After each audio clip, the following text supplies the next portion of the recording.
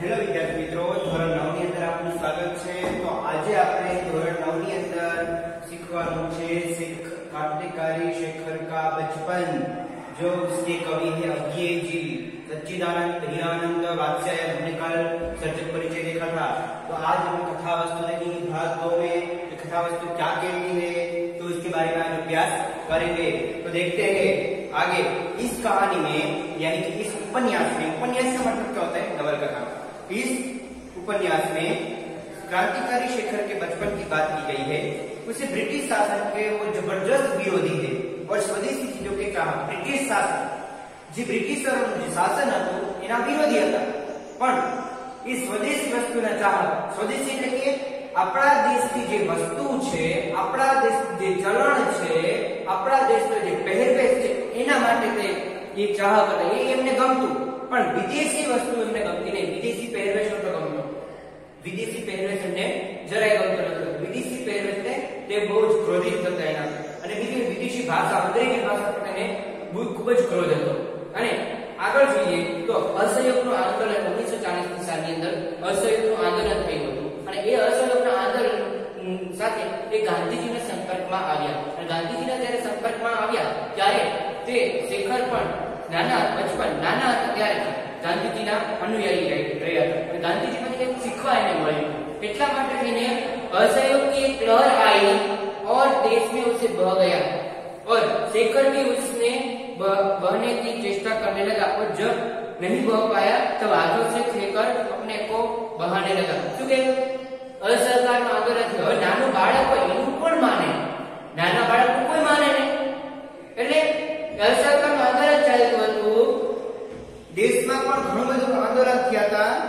એમાં શેખર પણ તેમાં ઝંપલાવવા માંગતો હતો, તેમાં પણ તે ઉતરવા માંગતો કે હું બધા સાથે ભળી જાઉં અસહકાર આંદોલનમાં। પણ નાનું બાળક છે, હવે એ વિરોધ કઈ રીતે કરે? જો એ વિરોધ કરે તો એને કોઈ સાંભળે નહીં, નાના બાળકનું કોણ સાંભળે?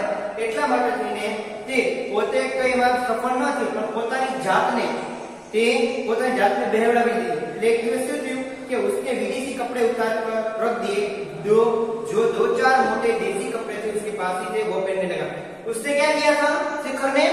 જે વિદેશી કાપડ છે એ વિદેશી કાપડને તે પહેર્યું હતું એ ઉતારી દીધું, વિદેશી કાપડ તેને ઉતારી દીધું, અને સ્વદેશી કાપડ જેની પાસે જબ્બો છે, લેંગો છે, કે જે આપણને ભારતીય સંસ્કૃતિને પોષે એવો પોશાક એને પહેરી લીધો અને વિદેશી કાપડને નાખી દીધું। અને ત્યારબાદ બહાર ઘૂમને મિલને જાના ઉસને છોડ દિયા। બહાર બધાને મળવાનું, ફરવાનું બધું છોડી દીધું એને।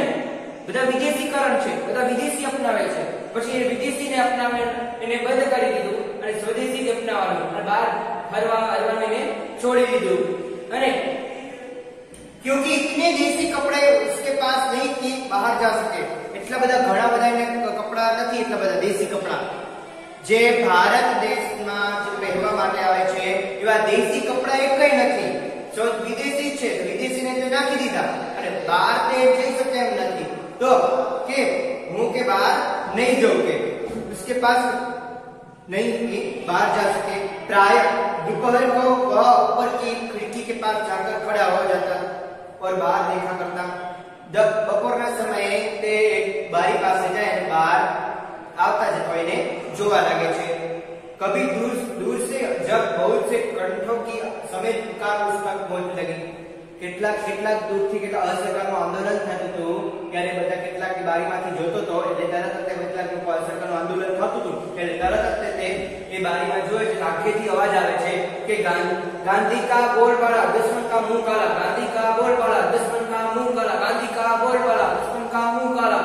એ રીતના એ બોલબાલા આવે છે। બધા એને સાંભળ્યો, એનો અવાજ સાંભળ્યો, અને એનો જ્યારે એનો અવાજ સાંભળ્યો ત્યારે तब उसके प्राण पुलकित हो, पुलकित એટલે કે एकदम लज्जित થઈ જવું।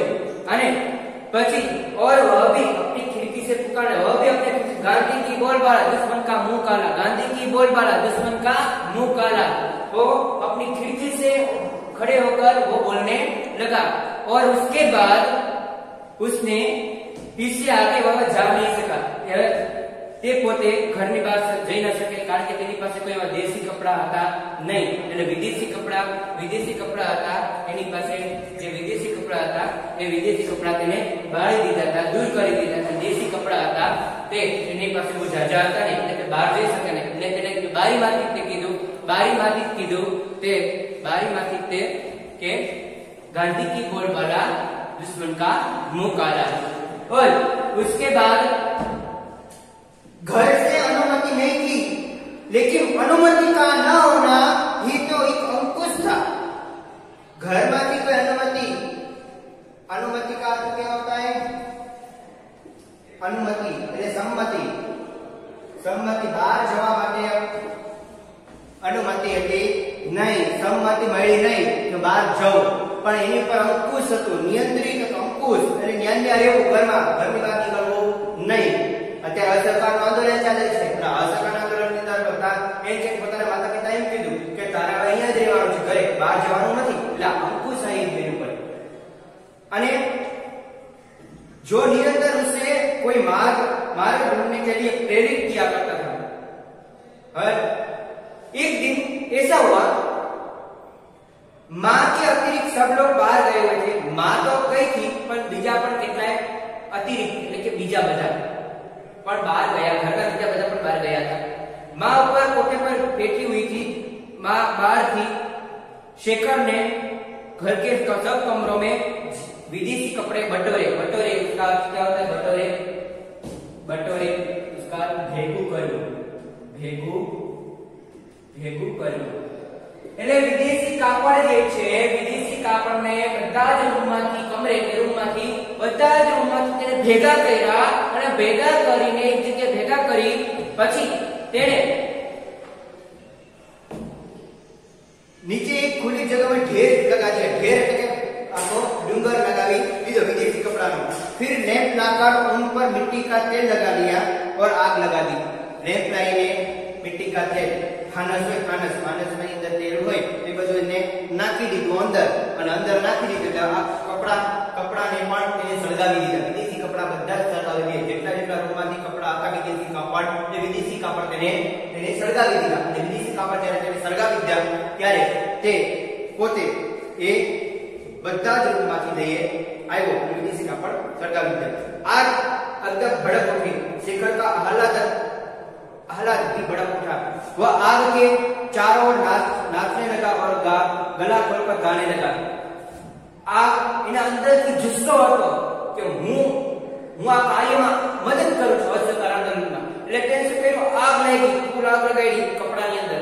કપડાની અંદર જ્યારે ફૂલ આવી ગઈ, નાચવા લાગ્યો, ગાવા લાગ્યો, ઝૂમવા લાગ્યો. વિદેશી કાપડ હવે જલાઈ ગયું છે, હવે કોઈ પહેરશે નહીં. પછી ગાવા લાગ્યો, ગાંધી કા બોલબાલા दुश्मन का मुंह काला, गांधी का बोलबाला दुश्मन का मुंह काला, गांधी की बोलबाला दुश्मन का मुंह काला. એવા બધા સૂત્રો તે બોલવા લાગ્યો. અને પછી थोड़ी देर में उसकी माँ आ गई और थोड़ी देर में शेखर के गाल भी मानो विदेशी हो गए, जलने लगे. लेकिन ढेर राख हो गया था. ढेर એટલે કે જે ગઠ્ઠો, જે ડુંગર બનાવ્યો હતો એ રાખ થઈ ગયો, સાવ રાખ જલાઈ ગયો. અને ગાલ भी मानो विदेशी हो गया था, એટલે કે તે ગરમ થઈ ગયો હતો. અને शेखर के मन में विदेशी मात्र के प्रति घृणा हो गई. शेखरना मननी अंदर विदेशी कापड़ की, विदेशी भाषा प्रत्ये घृणा થઈ ગઈ, नफरत થઈ गई. नफरत થઈ गई. અને उसने देखा कि हमारी नस्ल में विदेशी का प्रभुत्व ही नहीं, आतंक भरा हुआ है. आतंक हमारे देश में विदेशी कापड़ तो ठीक, भाषा का भी आतंक पड़ा हुआ है. उसने पुरानी बातें भी याद आई और नई भी. वह देखने लगा. उसे यह भी ध्यान हुआ कि पिता उसे घर में भाइयों से अंग्रेजी में बात करने को कहते हैं. હવે એના પિતા તે બીજા બધા ભાઈઓ જે ઘરમાં છે એની સાથે અંગ્રેજીમાં વાત કરવાની. ભૈયાને ગમે નહીં અંગ્રેજીમાં વાત કરવી, અને ગમે નહીં એટલે અંગ્રેજીમાં बात करने को कहता है. यह भी कि वह शैशव से अंग्रेजी बोलना जानता है. शैशव એટલે बचपन. शैशव का अर्थ होता है बचपन. बचपन से ही अंग्रेजी बोलना जानता है पर हिंदी अभी सीख रहा है। बचपन से शेखर अंग्रेजी जानता है पर हिंदी अभी सीख रहा है। उसकी पहली आया ईसाई थी। आया है तो बच्चा पालने वाली। आया का अर्थ होता है बच्चा पालने वाली। ईसाई धर्म है ख्रिस्ती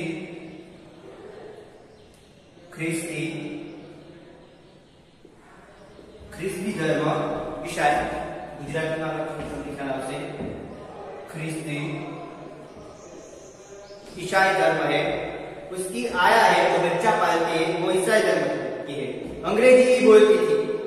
उसकी जो आया है जो बच्चा पालने वाली है वो अंग्रेजी बोलती थी क्योंकि वो ईसाई थी, क्रिश्चियन थी। उसका पहला गुरु जिसके साथ उसे दिन भर बिताना होता था वो एक अमेरिकन मिशनरी था जो पढ़ाता चाहे कुछ नहीं था पर दिन भर अंग्रेजी की शिक्षा देता था। उसका जो पहला गुरु है अमेरिकन था तो वो अंग्रेजी तो बोलता ही है, पढ़ाता कुछ नहीं, सिर्फ अंग्रेजी बोलता था। शेखर ने देखा कि यदि मातृभाषा वह है, शेखर ने देखा कि मातृभाषा वह है जो हम सबसे पहले सीखते हैं, तब तो अंग्रेजी ही उसकी मातृभाषा है और विदेशी ही उसकी माँ। वो कहने लगा अपने आप से और उसके आत्माभिमान को बहुत सख्त धक्का लगा। अगर मातृभाषा हमने पहले सीखी है, वो मातृभाषा अंग्रेजी है, तो फिर हमारी माँ तो विदेशी हुई ना। आया उसकी माँ थी, बच्चा पाया तो माँ तो विदेशी, मातृभाषा अंग्रेजी, गुरु की शिक्षा अंग्रेजी मिली, गुरु बनाए थे अंग्रेजी, अमेरिकन गुरु, वो अंग्रेजी बोलते थे। जो क्या वो भाषा अंग्रेजी हुई। माता जो थी बच्चा पालने वाली तो आया जो थी वो भी अंग्रेज। तो क्या हुआ, वो कहने लगा भाषा जो अंग्रेज है तो माँ तो विदेशी ही है ना। क्या वो कहने लगा कुछ अभिमान को, आत्माभिमान को ठेस पहुंचा उसे, जिसे मैं घृणित समझता हूँ। उसी विदेशी को माँ कहने को बाध्य हो, उसी विदेशी को मैं माँ क्यों कहूँ कि अंग्रेज, विदेशी को माँ नहीं कहने सकता मैं। हमारी मातृभाषा हो क्या मैं माँ हो, मैं विदेशी को माँ नहीं कहता। उसने उसी दिन से बड़ी लगन से हिंदी पढ़ना आरंभ किया और चेष्टा से अपनी बातचीत में से अंग्रेजी शब्द निकालने लगा और अपनी आदतों में से विदेशी अभ्यास को दूर करने लगा। क्या हुआ कि शेखर ने क्या किया, तभी से उसे हिंदी का पुस्तक पढ़ना शुरू कर दिया। हिंदी ने प्रारंभ कर दिया, उसे शुरू कर दिया। हिंदी ही पढ़ना है, हिंदी ही बोलना है, हिंदी ही सिखाना है और अंग्रेजी को दूर करके अंग्रेजी को उसने दूर कर दिया, अंग्रेजी शब्द को ही दूर कर दिया और अपनी आदतों में विदेशी अभ्यास को दूर कर दिया। विदेशी अभ्यास नहीं सीखूंगा, मैं हिंदी अभ्यास का प्रारंभ करूंगा और हिंदी ही सीखूंगा और हिंदी के अलावा कोई अतिरिक्त भाषा नहीं।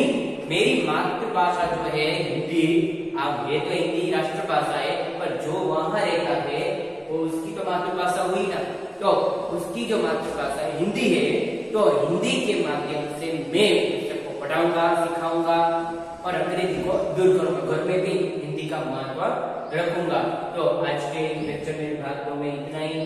तीसरे भाग में विस्तृत चर्चा करेंगे। धन्यवाद, आभार।